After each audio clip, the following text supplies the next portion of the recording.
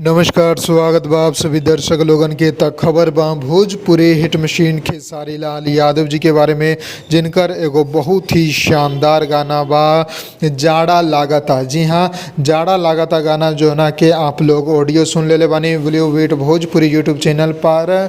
ओढ़ी के कमर अमर हो जा और ओकरे वीडियो सॉन्ग अब आप सबके बीच में आवे वाला बा। शूटिंग एकर कंप्लीट हो चुकल बा और जौन गाना बा, गाना के वीडियो में आप लोगन के नजर आवे वाला बाड़ी कोमल सिंह। जी हाँ, रील्स पर काफ़ी ज़्यादा वायरल बाड़ी कोमल सिंह और खेसारी लाल यादव जी के साथे वो कई बार नज़र भी आ चुकल बाड़ी। और फाइनली ई जौन गाना बा एकर वीडियो शूटिंग में उनकरे के मॉडल रखल गईल बा।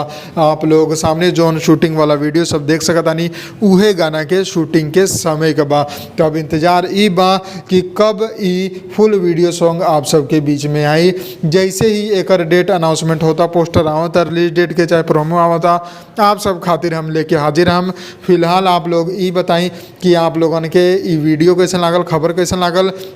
और आज सुबह सारे गामा हम भोजपुरी यूट्यूब चैनल पर खेसारी लाल यादव जी के धमाकेदार गाना 2 घूंट रिलीज़ हो चुकल बा। ओके आप लोग भरपूर प्यार आशीर्वाद दे रहल बाड़ी, ज़बरदस्त रिकॉर्ड बना रहल बा गाना। तो वही तरीका से अभी ओके प्यार देते नहीं।